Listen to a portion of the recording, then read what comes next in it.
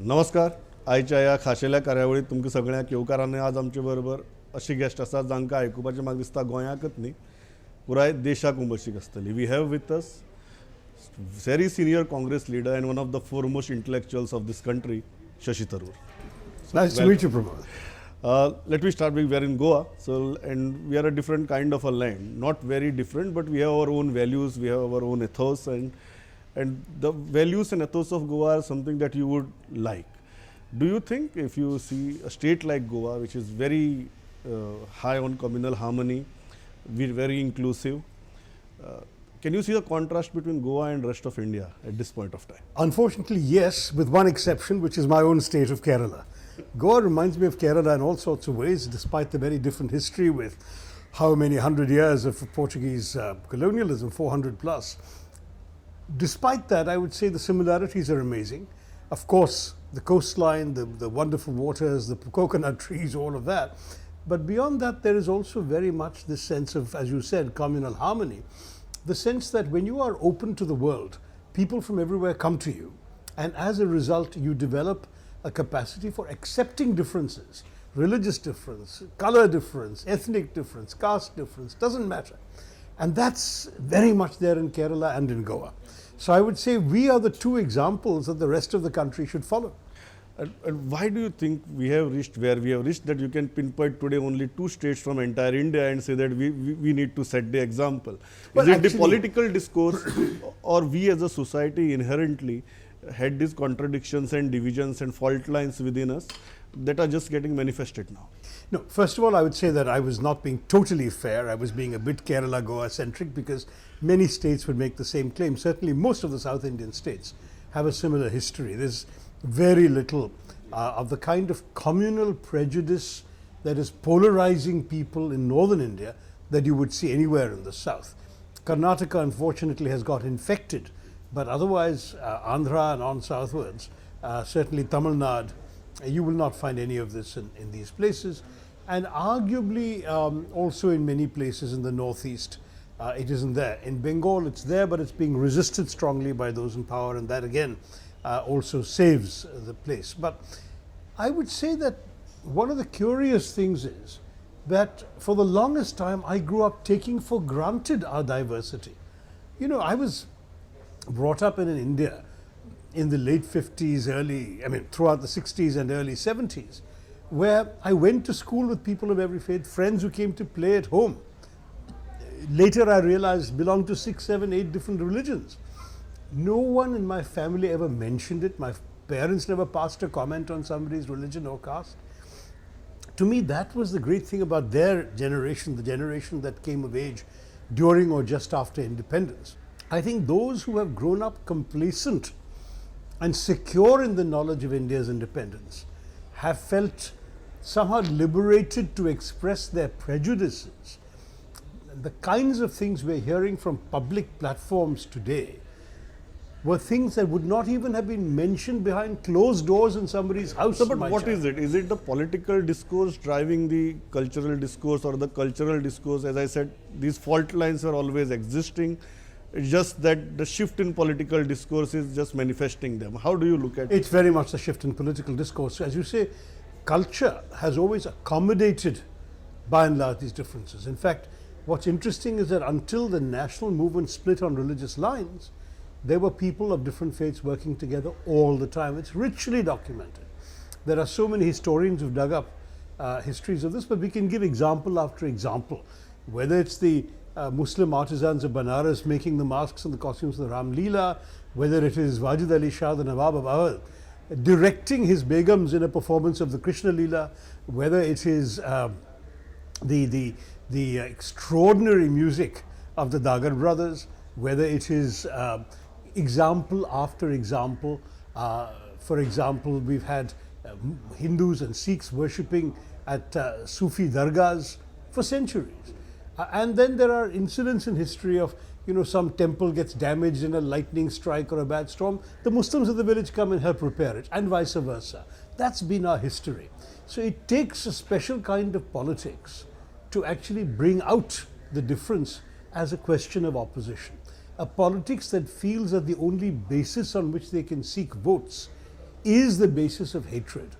I have to say that, to my mind, that has turned out to be a genuine fault line in Indian politics today. Those who want to focus on what unites us and those who want to focus on what divides us. If you believe that your unity is a source of your political strength, you represent one kind of politics. If you believe your political strength comes from dividing people and making some hate others, then you have a different kind of So, but the argument is made that those who want to unite us are not united themselves.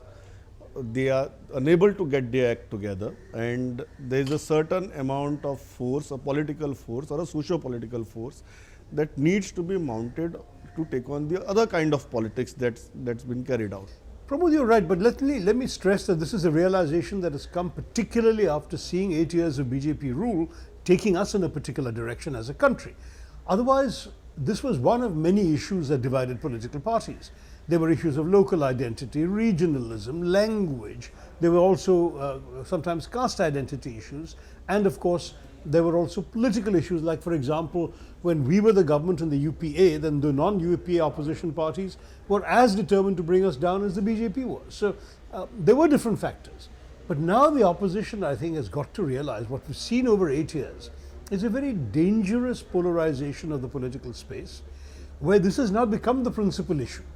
That for us, we can no longer afford to say, I agree with these people on, say, secularism or communal harmony, but my caste should get this, or my language group or my state party, I want to be separate, whatever. It seems to me that inevitably, it's a personal view, I'm not speaking for any party, let alone mine, but I'm saying that inevitably most of these opposition parties will have to come together on some sort of common platform if they are to stand an effective chance of defeating the politics of prejudice and replacing it with a politics of performance. Is it only about coming together, or it is also about a leadership vacuum on the other side, in the liberal space or the inclusive space, that there is a tall leader like Narendra Modi on one side, and there is nobody else on the other side which can mount a very strong political assault on a figure like that, on a figurehead like that? So, I will answer that by pointing to a wonderful slogan that the UPA used very late in the 2014 campaign. And a very simple slogan, "Main nahi, hum." What we have seen for the last 8 years is main. He is one man who has the answer to every problem, who is the great hero riding on the white stallion with upraised sword, who's going to come and cut through the Gordian knots of all our problems. Well, he's failed comprehensively. Which problem has he resolved for 8 years? Whether it's the economy, whether it's employment, the disaster of demonetization, failure after failure after failure. Unfortunately, therefore, it is clear that that kind of approach to leadership is not the answer. What you need in India is collective leadership. It is the hum and not the mayor. It is people of different backgrounds and experiences coming together with various kinds of capabilities to bring to the government. Don't forget, we have a parliamentary system. The Prime Minister is merely supposed to be first among equals. In your latest book, you also strongly make an argument in support of a presidential system. Don't you think we are already into one? No, we have the worst of both worlds. The reason I advocate a presidential system is to free the parliament, the legislature, from the tyranny of the executive. Because the British bequeathed us with this folly where you elect a legislator not to legislate but to form the government. And once the government is formed, that government controls everything. Tomorrow the BJP can pass a law. They're trying to pass a law right now, it's the finance bill, saying that if you publish any of India's import-export data, you can be put in jail for 6 months. Now, that is a ridiculous law, but they can get anything voted because their tame majority of BJP MPs will raise their hands whenever the whip tells them what to do. Now, that, to my mind, is a travesty of governance. You need a system where the executive executes, the legislature legislates and holds the executive accountable, and the judiciary oversees the output of both of these bodies. That would be true separation of powers. That's why I advocate a presidential system. I also, of course, want directly elected chief executives at the village level, at the town level, at the state level, and at the center. It's not just one all-encompassing president that I want. And that's what Mr. Modi is seeking to be. It's a 1 or 1.5 man show at the moment in Delhi, making all the decisions, and there is a tame legislative majority that converts that into laws. I was talking to Arvind Kejriwal yesterday. when I asked him about this divided or fragmented opposition space, he made a point that you need to come together on a larger purpose. Your purpose cannot be defeating the BJP or defeating Narendra Modi. Do you agree with that? And what can be that higher agenda that the opposition needs to look at beyond the fault lines of caste and traditional politics that is carried out, as you rightly mentioned, by many of these political parties? There has to be a positive narrative. I remember saying this to Prashant Kishore when he was talking about some of these very issues that you're raising today. And my comment was, it is not enough to have an argument that we must defeat the BJP. We must defeat the BJP. I would even say it's a moral imperative. To save our country's ethos, we have to defeat the BJP. But there has to be a positive narrative of what we can do for the people. And frankly, we in the Congress party and those who served in the UPA have the experience of that narrative. Pramod, if you look at those 10 years where we built so many edifices, right to information, right to education, introducing transparency and accountability in government, trying to expand the educational base for our people, where we've tried to bring in Manrega, which was ultimately turned out to be the one savior for the rural population during the disastrous economy of the BJP. All of these things were created by UPA and through a collective effort. And we are prepared to say that with our experience of governance, we will give you a far better government than you've had in terms of actually making a difference in your lives. You know, you go to an electorate and you ask them one simple question. Are you better off today than you were when the BJP came to power? You'll find very few hands going up anywhere in the country. But just to bring in an argument on that point, this government has been elected on an overwhelming majority twice. 37% and 31%. That's the in terms of seats, it's overwhelming. In terms of seats, yes, that's our system. That's where your point of division comes in. So, if that is the case, do you think it is an absolute failure of the opposition space or the principal opposition parties to convince the electorate of the state at the same point that you are better off before than you are now? Do you think it's a complete failure of the opposition space? I would agree that we have. I mean, the results show that we have failed. But at the same time, it's never too late, because the wonderful thing about democracy is that it keeps giving you a new chance. And when that new chance comes for us in 2024, we should be ready to make this point. By the way, I've been making this point in my election speeches in 2019 as well. What do you think, sir, the liberal political parties of this country needs to understand about the most of India that the BJP has understood? Well, you know, the BJP appears to have found a way of appealing to our worst instincts. I don't think that the opposition should emulate that. I think we need to appeal to the better instincts of Indians. We need to appeal to their higher sensibilities. We need to appeal to their own aspirations for a better life. The BJP has not given them a better life. Very, very, very few Indians are thriving in a way that they weren't already before 2014. What we should be able to say is, we'll give you competent governance. That means you'll have a chance to thrive. We'll remove the toxin of hatred, communism, the ever-present threat of hostilities around. We'll try and make more peace in the neighborhood than this government has been able to do. And we will try and give every Indian a chance to be happy. I mean, there's this wonderful phrase from the American Declaration of Independence, the pursuit of happiness. We often forget that that's all the government needs to do for us, is to give us the ability, the basic platform and the framework within which we can pursue our happiness. Well, in your recent book, The Battle of Belonging, you argue about civic nationalism. And nationalism has been one major plank of the Bharatiya Janata Party. How is that nationalism different from your civic nationalism? So, first of all, it's ironic that the BJP can even speak of nationalism, because throughout the national movement, the struggle for freedom, they were absent. Those of their ideological persuasion were not part of the freedom movement. In fact, they collaborated with the British. Even when the Congress went to jail in the Quit India movement, the Hindu Mahasabha, there was no BJP or BJS in those days, the Hindu Mahasabha worked with the Muslim League in basically collaborationist governments with the British imperial government. So let us not even express astonishment that they're claiming to be nationalists. The only true inheritors of the mantle of nationalism are the Congress party. But what the BJP claims is that Hindu nationalism is their monopoly. And to my mind, that is the precise difference. Civic nationalism is a nationalism that inheres in institutions and constitutions. It says basically, anyone who subscribes to the basic values of this constitution and the country we have established by that constitution you have the same rights as everybody else. The Hindu nationalist says this is basically a Hindu country. Everybody else here lives here as a guest or as an interloper. And those who are interlopers, we should be able to kick them out. And those who are guests are welcome, provided they know their place. It's our country. Now, these are two fundamentally irreconcilable differences, different attitudes. You have often spoken about two ideas of India, and day before yesterday, Rahul Gandhi's speech was about two Indias.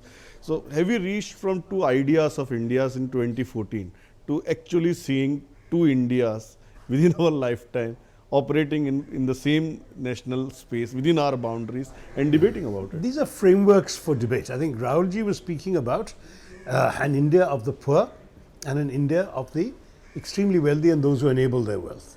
That's one way of framing the two Indias. Yesterday in Parliament, Asaduddin Owaisi spoke of two Indias also.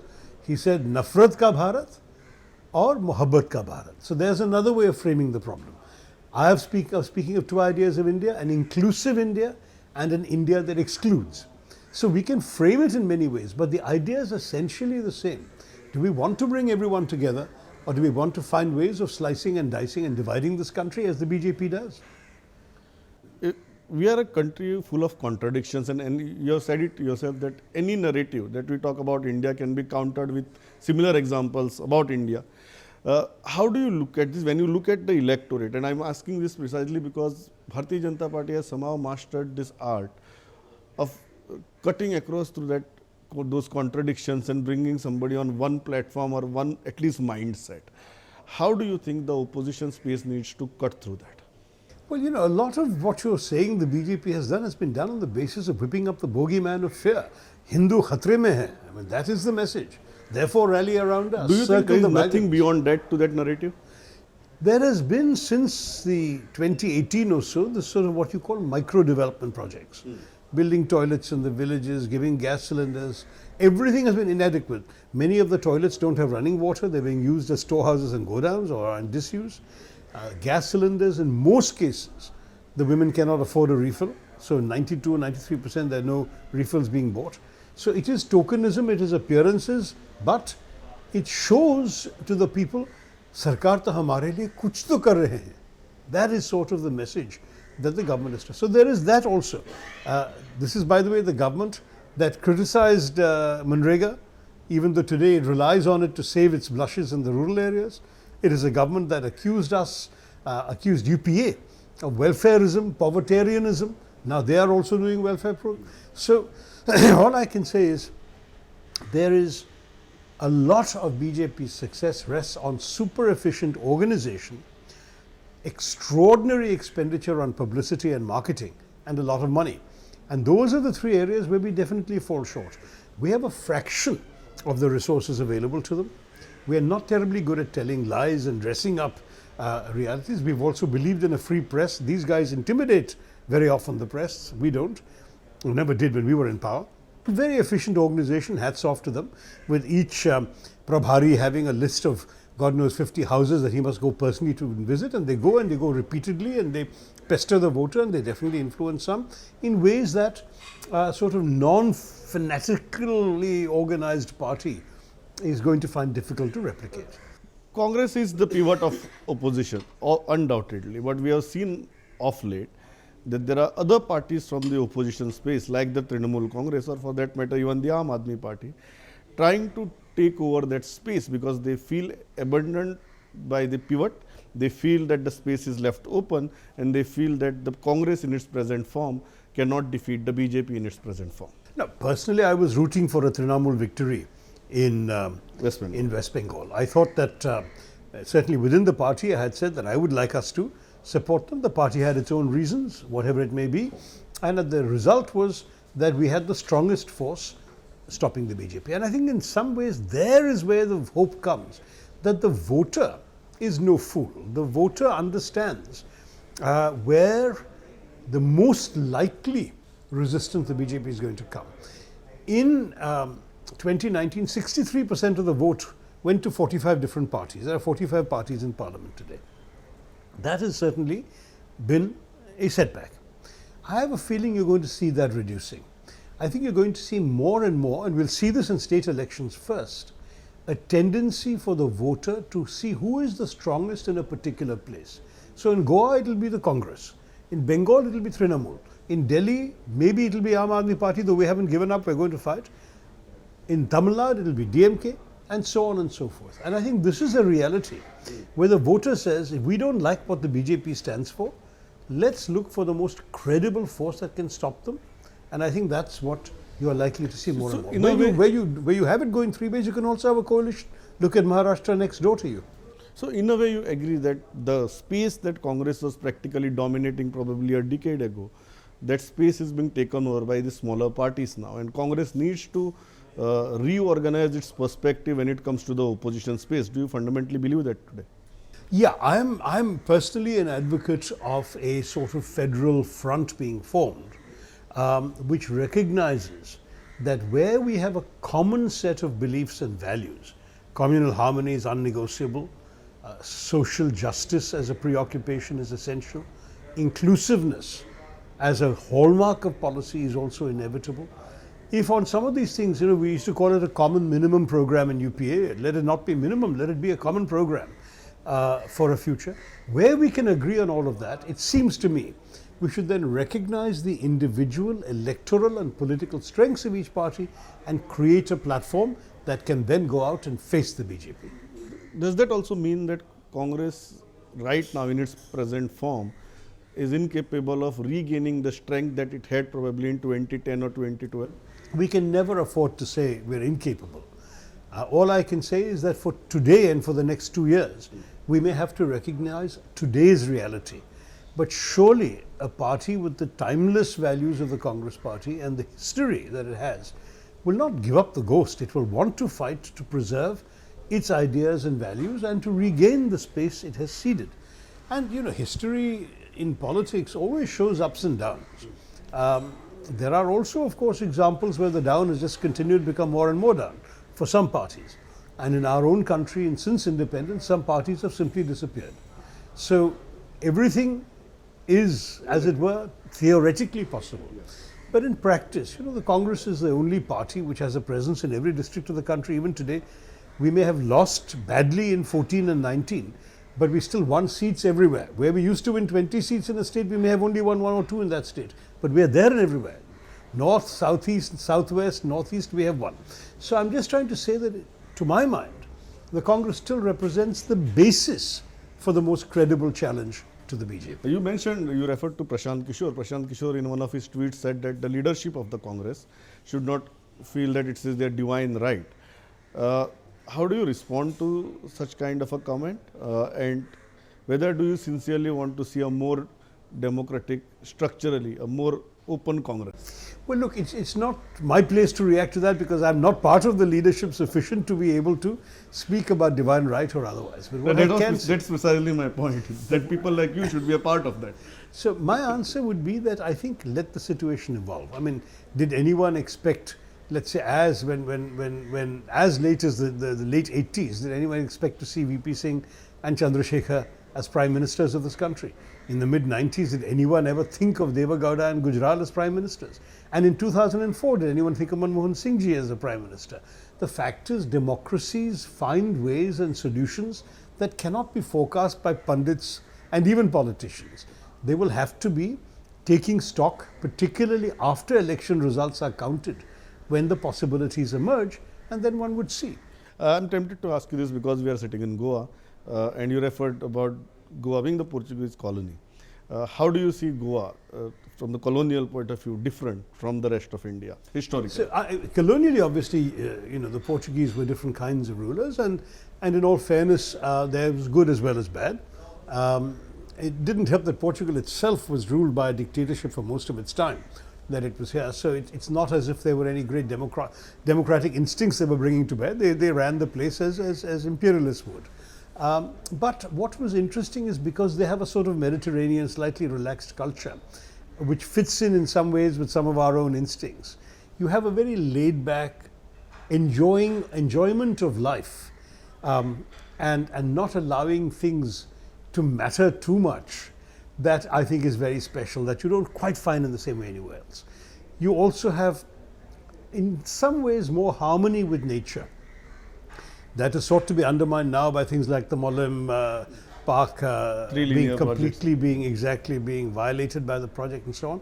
And that's probably an example of where the BJP is not being true to the Goan ethos. But by and large, Goans historically have lived in harmony with nature in a far better way than most other parts of India. And I would also say that your inclusiveness and harmony, as I say, many in the South would say we are also part of this, which is why maybe spiritually Goa is part of the South more than the West. But I would say that that's the other element.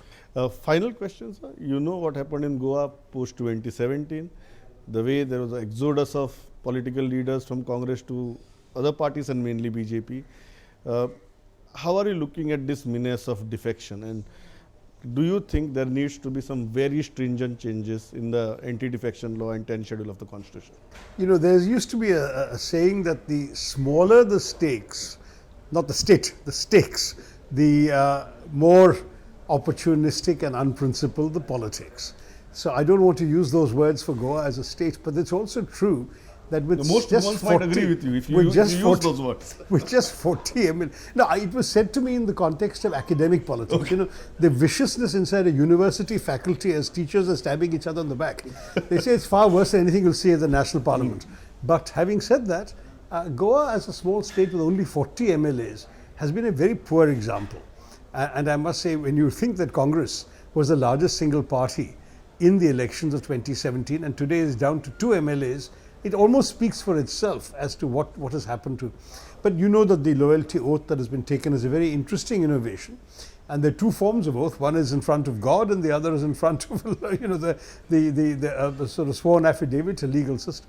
So my own view is that this time perhaps that will stanch that will stanch the particular outflow.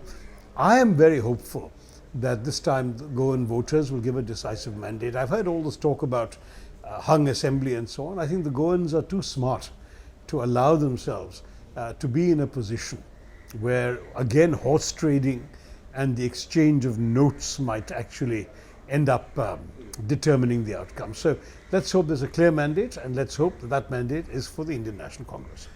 Dr. Tharoor, you have been a very short trip, but you took out your time, give us this frank interview. Pleasure talking to you. Good talking to you, Pramod. Thank you very much. Thank you, sir.